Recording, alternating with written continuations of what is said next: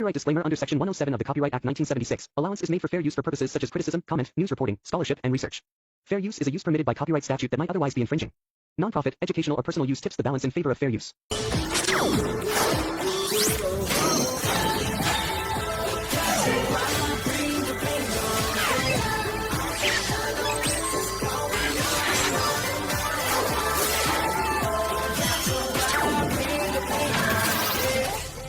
Last episode में हमने देखा था ग्रेसी वी को थैंक यू करता है।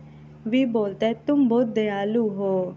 फिर हमें दिखाया जाता है वो दोनों माउंट टाउन के बीच से जा रहे हैं और धूप ज़्यादा होने की वजह से वी को पसीना आ रहा है और वी सूरज की तरफ देखने लगता है। ग्रेसी वी की ये हालत देखकर एक टोपी देते हुए बोलता है, बॉस आप इस टोपी को पहन लो। वी वो टोपी लेते हुए बोलता है, क्या तुम्हें नहीं पहननी? ग्रेसी बोलता है, मुझे धूप की आदत है, ये मेरा कुछ नहीं बिगाड़ सकती। वी वो टोपी पहनता है और ग्रेसी को थैंक्स करता है। ग्रेसी कुछ घर की तरफ वी को दिखाकर बोलता है, हम लगभग पहुंच ही गए, ये मेरी दादी का घर है। वी बोलता है, ठीक है, क्या तुम्हारी दादी घर में अकेली रहती है? क्या कोई उनकी देखभाल के लिए नहीं है? ग्रेसी बोलता है, मेरा परिवार दूसरी जगह से यहाँ शिफ्ट हो गया और मेरे मम्मी पापा की डेथ हो गई थी जब मैं छोटा था। अब तो बस मैं और मेरी दादी हैं और वो भी अब बूढ़ी हो चुकी है। उनके पैर भी स्ट्रॉन्ग नहीं हैं, चलना उनके लिए मुश्किल है, तो मुझे ही काम ख़त्म करने के बाद घर आना पड़ता है उनकी देखभाल के लिए। और कुछ समय से उनको भूलने की भी बीमारी हो गई है। अब तो वो मुझे भी नहीं पहचानती और बोलता है चलो अंदर चलते हैं। और वो वी को लेकर अपनी दादी के घर आता है और वो दरवाज़ा खोल के बोलता है, बस हम आ ही गए। वी बोलता है ठीक है और ग्रेसी अंदर आकर अपनी दादी की तरफ हाथ हिलाते हुए बोलता है, दादी मैं वापस आ गया। उसकी दादी बैठ के सब्जी बुन रही थी और मुस्कुरा के बोलती है, ग्रेसी तुम आ गए। और ये है लिसा क्वीन, ग्रेसी की दादी, और वो उठ के अपने हाथ पोंछते हुए बोलती है, ग्रेसी तुम आ गए। ग्रेसी मुझे तुम्हें देखने दो। और वो वी को पकड़ के बोलती है, तुम फाइनली वापस आ गए, पर तुम इतने पतले क्यों लग रहे हो? ग्रेसी अपनी दादी को बोलता है, आपने फिर से गलत पर्सन को पकड़ लिया। और उसकी दादी वी को बोलती है, चलो मैंने तुम्हारे लिए डम्पलिंग्स बनाए हैं, चलो खाने चलो। ग्रेसी वी को बोलता है, आपने मेरी टोपी पहनी है तो उन्हें लगता है कि आप मैं हूँ। और वो अपनी दादी को बोलता है कि दादी ये आपका सोने का वक्त है। उसकी दादी उसकी तरफ देखकर बोलती है, तुम कौन हो? क्या तुम ग्रेसी के दोस्त हो? ग्रेसी बोलता है, यस यस, ग्रेसी को अभी भी काम है। वी बोलते दादी चलिए आप आराम कीजिए।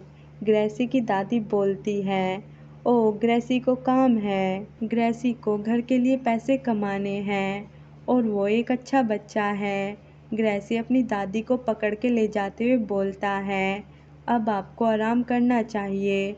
और अपनी दादी को वो उनके रूम में ले जाता है और वी को बोलता है, बॉस आप मेरे रूम में रुकिए, आंगन में बहुत धूप है। वी बोलता है ठीक है और वो अंदर जाता है और रूम में बहुत सारी फ़ोटो देखकर बोलता है, बहुत खूब। और मन में सोचता है, क्या आप जियोन के फ़ैन हो? और वो फ़ोटो को टच करने लगता है। तभी ग्रेसी अंदर आके बोलता है, बॉस क्या आप जियोन के फ़ैन हो? वी बोलता है वो एक मूवी स्टार है और मैंने उसकी बहुत सारी मूवी देखी है। क्या तुम जी योंग के फ़ैन हो?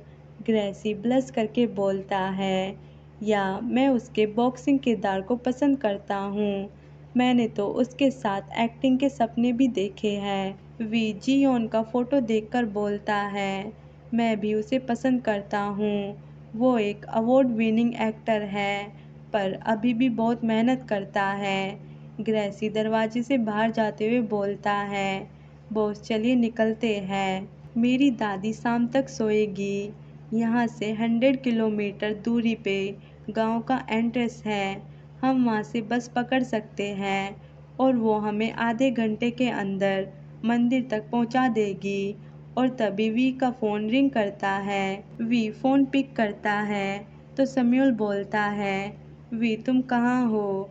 वी बोलता है, मैं बस से उस खूबसूरत जगह जाने वाला हूँ और हाँ, मैंने तुम्हारे लिए कुछ टिकट खरीदी है। मैंने उन्हें होटल में छोड़ दिया है और मैं तुम्हें उन्हें कल डिलीवर कर दूँगा। सम्यूल बोलता है, जल्दी ही ठंड होने वाली है, क्या तुमने सर्दी वाले कपड़े पैक किए हैं? और हाँ, जल्दी मत करना। और बोलता है, वी तुम मेरे लिए सिर्फ एक हो, मुझे किसी और की परवाह नहीं है। वी ये सुन के पहले तो कुछ नहीं बोलता, फिर वो सम्यूल को थैंक्स करता है और बोलता है, मैं अब निकलता हूँ, अब मैं फ़ोन रखता हूँ। सम्यूल बोलता है, ठीक है, वहाँ पहुँच के मुझे मैसेज करना। ग्रेसी बस के सामने खड़ा होकर बोलता है, बॉस हम यहाँ से बस में चलेंगे। और वो दोनों ही बस में चढ़ते हैं। ग्रेसी बोलता है, ये ऑफ सीजन है तो बहुत ज़्यादा लोग नहीं होंगे। वी बोलता है, ये अच्छा है, इस तरह से कम भीड़ होगी। उसके बाद हमें दिखाया जाता है माउंट टाउन के बीच से बस जा रही है और बस ड्राइवर अंग्ड़ाइयाँ ले रहा है और ग्रेसी भी अपनी आंखें मलते हुए बोलता है, बॉस मैं थोड़ा सा सो लेता हूँ, वहाँ थोड़ा टाइम लगेगा पहुँचने में। अगर आपको नींद आ रही है तो आप भी थोड़ा सा सो लीजिए। वी बोलता है और मन में बोलता है, सनशाइन ये अच्छा फील हो रहा है। कुछ दिनों से वी को सोने में तकलीफ हो रही है, पर अब उसे नींद की एक लहर महसूस हो रही थी और कुछ देर में वो भी सो जाता है। और तभी हमें एक्सीडेंट के वर्ड सुनाए जाते हैं और हमें दिखाया जाता है खून ही खून। Thank you for watching this video. Next episode के लिए चैनल को सब्सक्राइब करें।